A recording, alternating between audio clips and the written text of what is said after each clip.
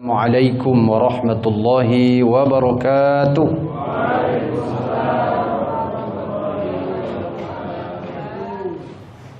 Alhamdulillahi wa kafa, salatan wa salaman ala rasulil mustafa wa ala alihi wa sahbihi wa man ijtaba.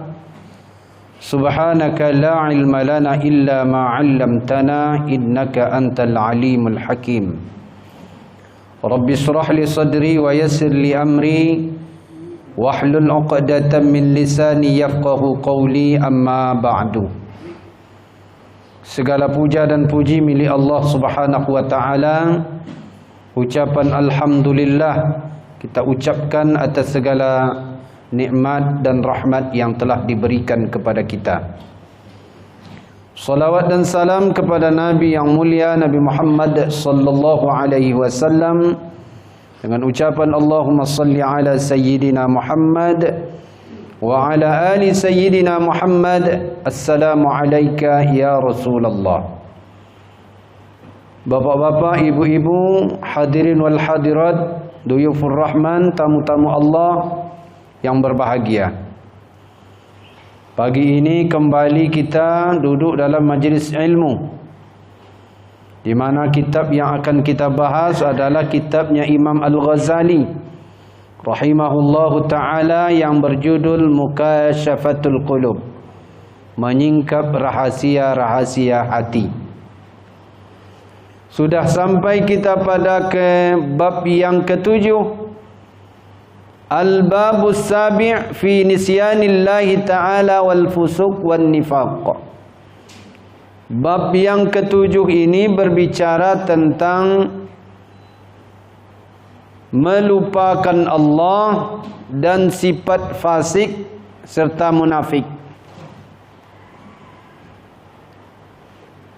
Kenapa Imam Al-Ghazali mencantumkan judul ini? Di latar belakangi banyaknya manusia yang lupa kepada Allah. Padahal lupa kepada Allah adalah awal daripada bencana. Kemudian banyak manusia yang menjadi fasik, apalagi hidup di akhir zaman. Ini di masa Imam Al-Ghazali saja, Imam Al-Ghazali sudah khawatir dengan sifat fasik. Fasik ini banyak melakukan dosa dan maksiat kepada Allah Ta'ala. Kemudian beliau mengingatkan tentang bahayanya nifak. Nifak ini sifat munafik. Nifak itu sifatnya, munafik itu orangnya. Karena sifat munafik ini disebutkan lebih berbahaya daripada minal kuffar, lebih berbahaya daripada kafir. Munafik ini tidak tahu ujung pangkalnya, entah putih entah hitam. Dikatakan abu-abu juga tidak. Maka Imam Al-Ghazali menasihati kita di subuh ini lewat kitabnya Mukasyafatul Qulub, ila hadrati 'allamil ghuyub, untuk sampai kepada Allah, sang yang tahu rahasia-rahasia perkara yang gaib. Jadi banyak-banyak kita memperhatikan nasihat daripada Imam Al-Ghazali ini. Agar apa? Agar kita sampai tujuan kita kepada Allah Subhanahu wa ta'ala. Bab ini beliau mulai dengan cerita, dengan kisah. Kata beliau, ja'at imra'atun ila Hasanil Basri. Ada seorang perempuan datang kepada Imam Hasan Al-Basri.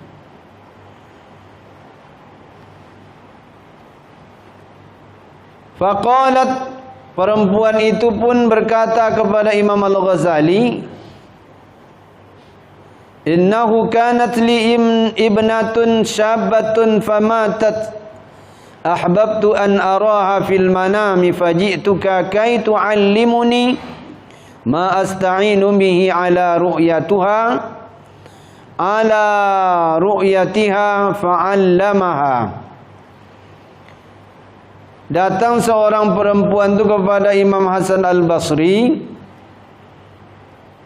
lalu dia berkata kepada Imam Hasan Al-Basri, aku punya seorang anak perempuan remaja yang baru saja meninggal. Aku ingin melihat kondisinya, bagaimana kondisinya berada di alam kubur. Tolong berikan aku, ajarkan aku amalan supaya aku bisa untuk melihat kondisi anakku yang berada di dalam kubur lewat mimpi. Rupanya ada amalan yang bisa digunakan. Jadi mimpi ini ada dua, Pak. Disebutkan dalam beberapa kitab bahwa mimpi ini ada beberapa. Maksudnya ada yang benar, ada yang tak benar. Kalau ada kita bermimpi dengan orang yang meninggal dunia, kita berjumpa, itu disebutkan bahwa roh kita itu sedang berkomunikasi. Ruh ini kan perkara gaib kan. Jadi dia bisa berkomunikasi, melayang-layang kita entah kemana-mana, rupanya sampai ke alam kubur kan. Boleh jadi itu benar. Dan dikatakan oleh Imam As-Suyuti bahwa boleh jadi mimpi itu mengingatkan kita ataupun membantu orang yang sudah meninggal dunia, mungkin ada hutangnya yang ditinggalkan. Lewat mimpi itu diberitahunya, keluarganya, suaminya atau istrinya, bahwa dia pernah berhutang. Maka dicari tahulah bagaimana, apakah benar dia berhutang. Rupanya dia ada berhutang. Maka mimpi itu adalah merupakan kebenaran. Jadi tidak semua mimpi itu bisa dipukul rata permainan setan, tidak. Ya ada kalanya dia benar. Setelah dia minta petunjuk kepada Imam Hasan Al-Basri, lalu malamnya dia bermimpi. Falamma ra'atha wa 'alaiha libasun min qatiran. Lalu dia melihat anaknya itu di dalam mimpi, tapi memakai pakaian itu pakaian ahli neraka.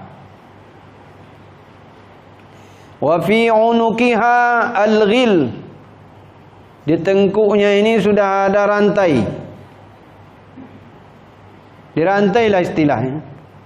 Pakai pakaian ahli neraka. Kemudian di tengkuknya ada rantai. Sementara di kakinya sudah ada pula pasung. Kalau ada orang gila dulu, tu kakinya dipasung kan.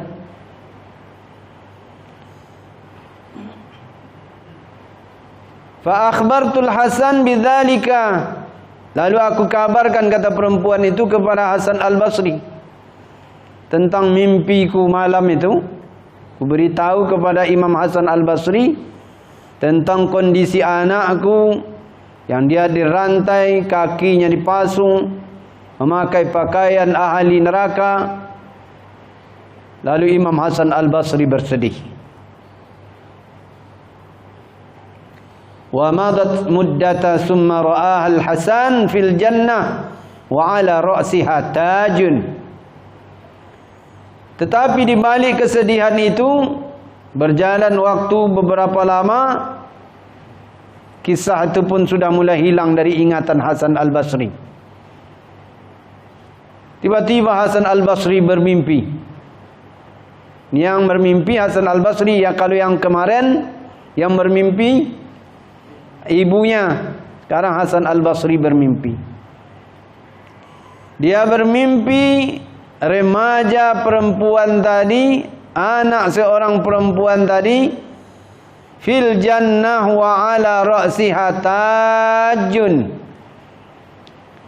sudah berada di dalam surga dan di kepalanya sudah ada itu apa namanya? Mahkota.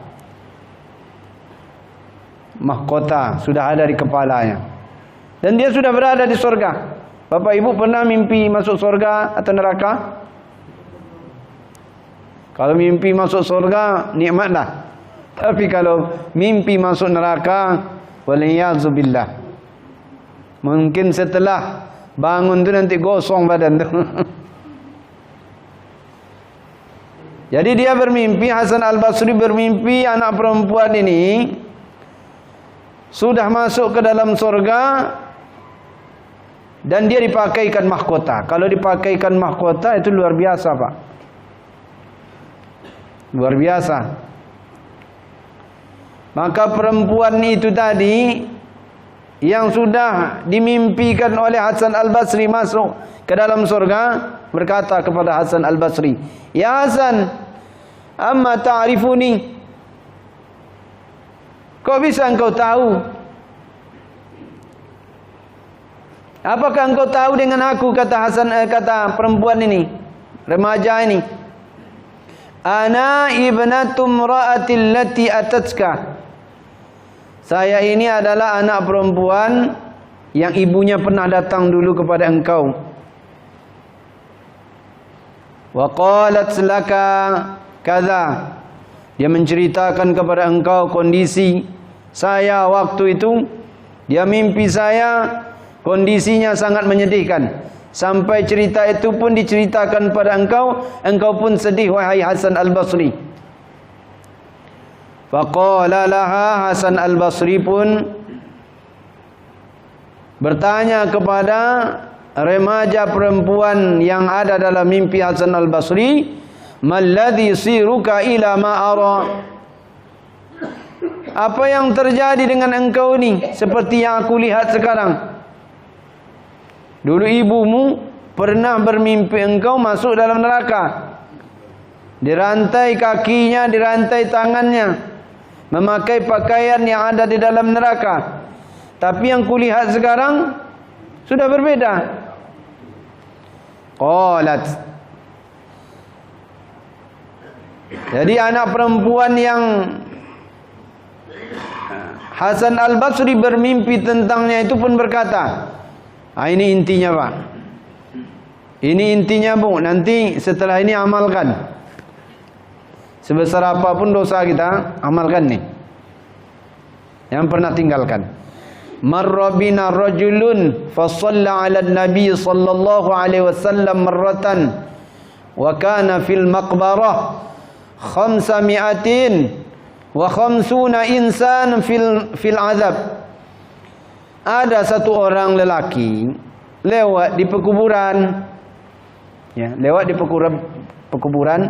Itu ada kubur, lalu dia lewat di situ.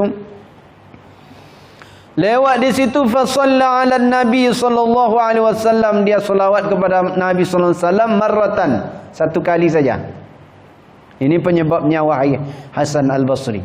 Ada satu orang yang lewat di pemakaman, lalu dia lewat, ya tidak disengaja, cuma kadang-kadang mulut ni karena sudah terbiasa, Allahumma salli ala sayyidina Muhammad, terantuk kaki kadang-kadang itu yang teringat, Allahumma salli ala sayyidina Muhammad. Kadang-kadang bersalam dengan kawan, Allahumma salli ala sayyidina Muhammad. Tapi ini dibuatnya ketika dia melintas di pekuburan, pemakaman. Sementara di pemakaman itu ada 550 orang yang sedang diazab. 550 tidak dikit tu, Pak. 550-nya itu sedang disiksa oleh Allah di dalam kubur. Panudia, maka terdengar ketika itu ada suara yang memanggil. Suara yang berteriak, irfa'ul azaba minhum bi barakati salati hadzal rajul. Terdengar suara situ, suara malaikat, irfa'ul azaba minhum, angkat azab dari penduduk atau orang yang berada di dalam kubur ni yang jumlahnya 550 orang. Angkat azabnya Kenapa? Bi barakati salati hadzal rajul. Karena keberkahan selawat yang diucapkan oleh satu orang lelaki yang lewat di pemakaman tu tadi. Besar Pak. 550 orang yang ada di dalam kubur sedang diazab bisa dituntaskan dengan satu solawat. Jadi tidak main-main solawat ni.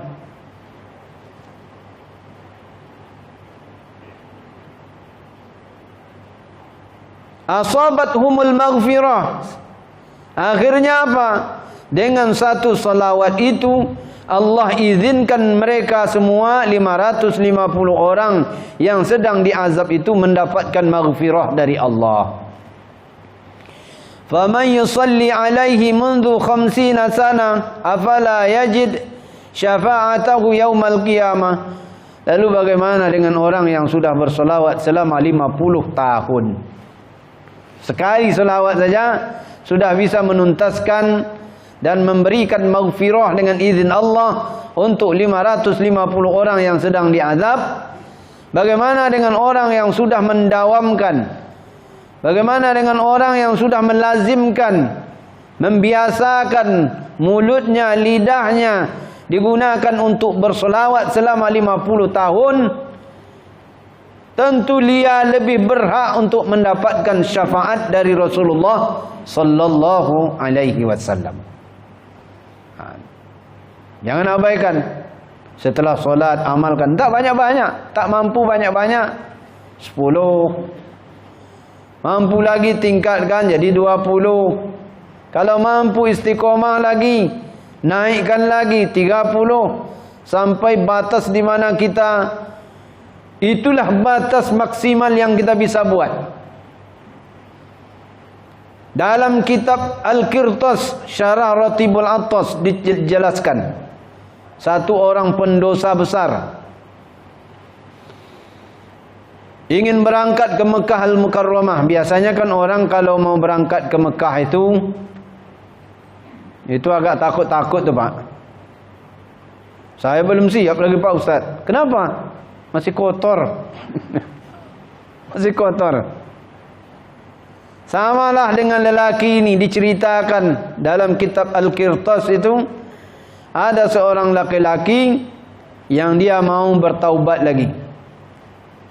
Ingin bertaubat kepada Allah, dosa sudah banyak. Akhirnya menunaikan haji bersama dengan anaknya. Belum sampai lagi menunaikan haji, di pertengahan jalan Allah Ta'ala takdirkan dia meninggal dunia. Sedihlah sang anak. Lalu dia menangis sejadi-jadinya, ayahku ingin bertaubat tapi belum sampai ke tempat taubat.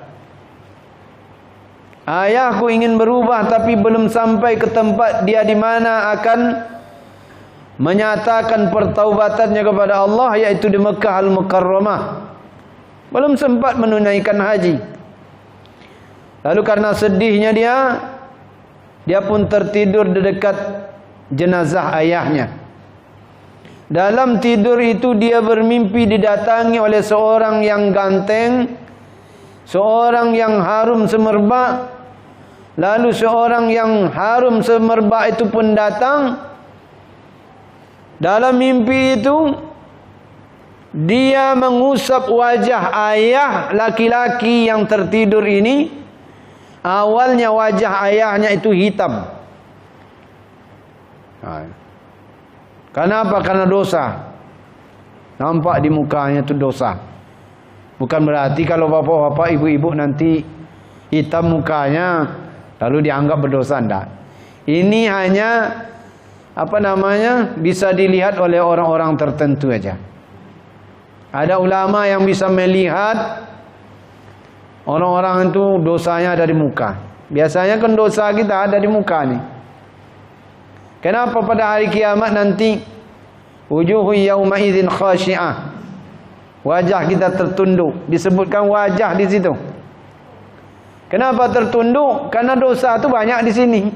Malu memperlihatkannya kepada Allah Subhanahu wa taala, maka tunduk. Malu. Cobalah Bapak Ibu tengok orang-orang yang tertangkap. Tapi kalau sekarang udah gembira-gembira aja dia, ketawa-ketawa aja dia. Kalau dulu jadi ketika itu dalam mimpi Rasulullah menyapu, mengusap wajah ayahnya yang hitam tadi karena dosa masih banyak, diusap. Lalu ketika sudah diusap oleh Rasulullah SAW, wajah ayahnya yang tadi hitam tadi sudah berubah menjadi bercahaya. Yauma tabyaddu wujuhu wa taswaddu wujuh. Nanti pada hari kiamat ada orang yang mukanya putih bersih, wa taswaddu wujuh, dan ada orang yang mukanya hitam. Putih bersih menunjukkan bahwa dia itu adalah orang baik. Hitam berarti menunjukkan bahwa dia itu adalah pelaku maksiat. Maka setelah diusap oleh Rasulullah, wajah ayahnya berubah bercahaya. Heran lelaki ini. Lalu dia kejar sang pemuda yang ganteng tadi, yang ada dalam mimpinya. Lalu bertanya, wahai pemuda yang ganteng, yang harum semerbak, siapa engkau sebenarnya nih? Siapa engkau sebenarnya? Apa kata sang pemuda? Waktu itu muda lagi kan? Rasulullah itu luar biasa. Dibandingkan dengan Nabi Yusuf, kalau Nabi Yusuf, kalau perempuan ibu-ibu ni yang menengok Nabi Yusuf, itu habis tangannya dipotong-potong karena gantengnya Nabi Yusuf. Cobalah lewat Nabi Yusuf tu depan ibu-ibu ni. Diberikan kepada mereka pisau. Berikan kepada mereka pisau silet sambil membuka buah-buahan, ya.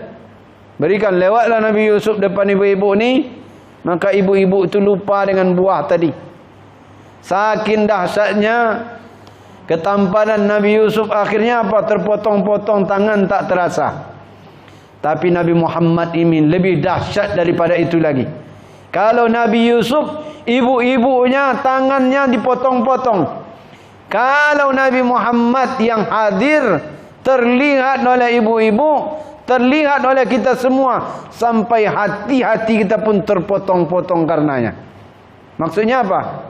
Saking dahsyatnya, luar biasanya aura Rasulullah SAW. Akhirnya apa? Anak muda itu pun bertanya kepada seorang yang ada dalam mimpinya itu, wahai Tuan, kenapa Tuan ini? Apa yang terjadi? Siapa sebenarnya Tuan ini? Mengusap wajah ayah saya yang hitam lalu berubah bercahaya-cahaya. Kata perempuan ini, laki-laki ini yang ganteng ini, yang harum ini, semerbak, tidakkah engkau tahu siapa aku? Aku tidak tahu, kata pemuda itu. Ana Rasulullah sallallahu alaihi wasallam. Saya ini adalah Rasulullah sallallahu alaihi wasallam. Lalu pemuda ini bertanya, wahai Rasulullah, kenapa engkau berkenan untuk mengusap wajah ayah saya, sementara ayah saya itu engkau ketahui banyak dosa maksiat, belum sempat bertaubat lagi? Kata Rasulullah dalam mimpinya yang diceritakan dalam kitab Al-Qirtas itu, ayahmu memang pendosa, pelaku maksiat, tapi dalam kemaksiatan, dalam dia berdosa itu, sebelum tidur dia tidak pernah meninggalkan bacaan salawat. Itu dahsyatnya salawat tu. Jadi bapak-bapak mungkin solat bolong-bolong, tak apa-apa, buat aja solat salawat. Besok tingkatkan lagi. Solat dijaga, salawat juga terjaga. InsyaAllah bapak ibu nanti bisa mimpi dengan Rasulullah. Tapi jangan niatnya itu. Niatnya ya karena itu perintah Nabi. Sallu alayya bersolawatlah kepada aku, khususnya pada hari Jumaat dan malam Jumaat, kata Nabi. Wa man shalla alayya fa inna salatakum mu'raduna alayya. Solawat yang kalian ucapkan itu akan langsung ditampilkan ke hadapan muka Nabi walaupun Nabi sallallahu alaihi wasallam sudah meninggal dunia. Akan ditengokkan kepada Nabi di alam kuburnya. Ini si anu yang sedang bersolawat. Ini jamaah al-barakah yang sedang bersolawat. Ditengokkan kepada Rasulullah, dan Rasulullah sallallahu alaihi wasallam dikembalikan oleh Allah Ta'ala ruhnya. Fa'aruddallah alayya ruhi. Allah Ta'ala kembalikan ruhku, kata Nabi sallallahu alaihi wasallam. Dan para nabi yang sudah berada di alam kubur, mereka tidak mati. Bapak Ibu hadirin yang dimuliakan oleh Allah, inilah keutamaan daripada bersolawat kepada Rasulullah sallallahu alaihi wasallam. Amalkan solawat itu walaupun kita dalam keadaan bernajis, belum berwudu, mohon maaf, baring-baring, sambil golek-golek, apa lagi? Sambil santai-santai, sambil makan-makan, tercetus dan terucap di mulut kita, Allahumma salli ala Sayyidina Muhammad. Maka besar itu. Dan solawat ini umurnya sudah lama, dan bukan manusia saja yang bersolawat. Innallaha wa malaikatahu, itulah ayat yang dibaca oleh bapak tadi sebelum azan. Innallaha wa malaikatahu yusalluna 'alan nabi. Sesungguhnya Allah dan para malaikat, Allah dan para malaikat berselawat kepada Nabi. Kalau disebutkan Allah Ta'ala berselawat kepada Nabi, kata para ulama, maksudnya adalah Allah tengah memberikan kepada Rasulullah SAW rahmat dan keberkahan yang luar biasa. Maka kata Allah Ta'ala, ya ayyuhalladzina amanu sallu alaihi wa sallimu taslima. Wahai orang-orang beriman, kalian berselawatlah dan salamlah kepada Nabi sallallahu alaihi wasallam. Maka beliau memulai kitabnya dengan kisah ini. Ambillah kisah itu, jadikan dia sebagai mauizah, ta'biran, agar kita bisa menjalankannya, mengamalkan apa yang ada di dalam kisah ini, sehingga kita pun beroleh syafaat dan kecintaan dari baginda Rasulullah sallallahu alaihi wasallam.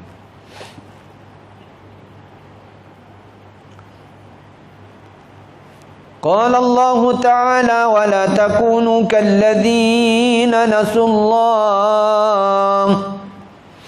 Allah berfirman di dalam Al-Quran surah Al-Hasyr, janganlah kamu seperti orang-orang yang melupakan Allah. Jangan kita seperti orang-orang yang melupakan Allah. Apa bentuk orang-orang melupakan Allah Ta'ala itu? Taraku amrallahi wa fa'alu khilafahu wa taladzadu bisyahwatid dunya wa rakinu ila ghururiha. Mereka tinggalkan perintah Allah. Itu bentuk daripada manusia lupa kepada Allah. Meninggalkan seluruh yang diperintahkan oleh Allah, mengerjakan yang sebaliknya. Perintah Allah ditinggalkan, larangan Allah Ta'ala dilaksanakan. Wa taladzadu bi syahawatid dunya. Mereka berlezat-lezat dengan syahwat dunia, sehingga ada di dalam hati mereka sifat yang namanya al-hirs, rakus, loba. Memang sifat rakus loba ini sangat dahsyat sekali ni, besar bahayanya. Ada kisah disebutkan dalam kitab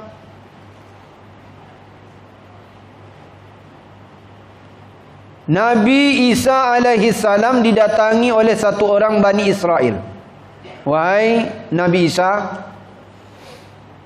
izinkan aku menjadi muridmu. Apa kata Nabi Isa? Boleh. Tapi ikut dengan aku dalam perjalanan. Diuji dulu. Kalau mau jadi murid tu kan diuji dulu. Kalau bapak-bapak dulu pernah belajar silat di kampung, sebelum menjadi murid tu diuji dulu tu. Diuji dulu. Apa kata Nabi Isa? Boleh. Boleh ikut dengan aku menjadi murid. Tapi kita adakan dulu perjalanan untuk menguji apakah sudah layak menjadi murid. Ayolah, kata Bani Israel ini. Mereka mengadakan perjalanan. Apa kata Nabi Isa? Ini ada 3 roti. Yang 1 roti lagi untuk engkau, 1 roti untuk saya, 1 roti kita simpan untuk bekal dalam perjalanan. Engkau jaga roti ini, saya pergi sebentar, nanti saya akan balik lagi, kata Nabi Isa. Okey, Tuan Guru. Nabi Isa pun pergi sebentar. Tidak lama setelah itu dia kembali lagi. Lalu dia bertanya kepada calon muridnya ini, mana roti yang 1 lagi? 3 tadi kan? 1 untuk saya, kata Nabi Isa, 1 untuk kamu, 1 lagi kita simpan untuk bekal. Kata murid ini sudah mulai bohong dia. Karena rakus nih. Tidak ada tadi 2 tadi. Tadi 2. Kalau orang yang rakus itu kan berkilah-kilah dia kan. Mencari-cari helah. Tadi 2 cuma. Iyalah kata Nabi Musa kan, Nabi Isa. Dia tahu ini dah. Bahwa muridnya ini tidak lulus sebetulnya. Tapi ada lagi ujian berikutnya. Ayolah kita lanjutkan perjalanan. Sampai di perjalanan mereka bertemu dengan orang buta. Salah satu daripada mukjizat Nabi Isa bisa menyembuhkan orang buta. Nampak orang buta, lalu Nabi Isa alaihissalam usap mukanya, lalu dia pun bisa melihat. Apa kata Nabi Isa kepada calon muridnya? Engkau sudah lihat? Sudah lihat wahai Nabi Isa. Apakah engkau yakin? Yakin. Lalu ditanya oleh Nabi Isa, mana roti yang ketiga tadi? Tidak ada roti. Tidak ada. 2 cuma. Yang kau titipkan ke aku tu 2. Tidak 3. Mereka pun melanjutkan perjalanan. Yalah, tak apa-apa. Kita lanjutkan perjalanan. Sampai di perjalanan mereka bertemu dengan sungai. Tak bisa ni, jembatan tak ada. Lalu Nabi Isa alaihissalam katakan kepada calon muridnya, wahai calon murid, pegang tanganku, kita ucapkan bismillahirrahmanirrahim, kita lewat di atas air. Sampailah mereka di seberang sana. Ditanya oleh Nabi Isa, engkau sudah melihat mukjizat ini?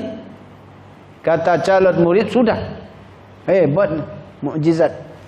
Bisa berjalan di atas air. Lalu ditanya oleh Nabi Isa lagi, mana roti yang ketiga kemarin itu? Tetap Nabi calon muridnya katakan, roti itu cuma 2, tidak ada 3. Berjalanlah mereka sampai mereka ke dalam hutan, melewati hutan. Lalu Nabi Isa alaihissalam berjumpa dengan onggokan batu banyak. Lalu Nabi Isa alaihissalam dengan mukjizatnya berdoa kepada Allah, ya Allah, jadikan tumpukan batu ini menjadi emas. Jadi emas pak. Para Nabi itu doanya makbul. Kalau kita doa kayak gitu banyak orang datang ke kita. Sedangkan ada saja dukun menggandakan uang, dukun menggandakan duit. Datang kita ke situ. Dia tinggal di gubuk. Katanya bisa menggandakan uang. Datanglah kita ke situ. Percaya juga kita tuh. Kalau bisalah dia menggandakan uang, itu mungkin rumahnya sudah dibuat dari emas, tapi kok masih tinggal di gubuk. Itu kan bodohnya kita. Akhirnya doa Nabi Isa alaihissalam dikabulkan oleh Allah. Apa yang terjadi? Jadilah itu onggokan emas yang banyak. Kata Nabi Isa, kita bagilah. Sebagian untuk kamu, sebagian untuk aku. Kata muridnya ini. Lalu yang bagian ketiga ini untuk siapa Tuan Guru? Wahai Nabi Isa. Kata Nabi Isa, bagian yang ketiga ini adalah orang yang memakan roti yang ketiga. Tadi nak ngaku kan? Kalau yang sekarang, karena sudah berjumpa dengan emas, saya yang makan roti yang ketiga itu wahai Isa. Kamu rupanya yang memakan. Oh, kalau begitu kamu tak bisa lulus. Kamu sudah berbohong. Kata Nabi Isa, udahlah, kamu tidak lulus menjadi muridku. Sekarang aku tinggalkan emas ni, ambillah semua. Tiga bagian ini ambillah, punya engkau sendirian. Saking gembiranya lupa dia ingin menuntut ilmu tadi, menjadi murid daripada Nabi Isa. Rupanya orang kalau sudah rakus dengan dunia, tidak ada lagi keinginan untuk menuntut ilmu tu. Alhamdulillah, yang hadir dalam majlis ni berarti orang-orang yang tak rakus dengan dunia. Masih mau duduk dalam majlis ta'lim, masih mau duduk dalam majlis ilmu. Tengoklah orang-orang kaya, mana ada duduk di sini lagi. Orang kaya tu sibuk dengan tidur sekarang. Ngorok, bangun jam 7 tanpa solat subuh. Kenapa? Karena sudah rakus dengan dunia. Ambillah wahai Bani Israel, engkau ambillah semuanya tu. Asyhadu an la ilaha illa anta astaghfiruka wa atubu ilaik. Wassalamualaikum warahmatullahi wabarakatuh.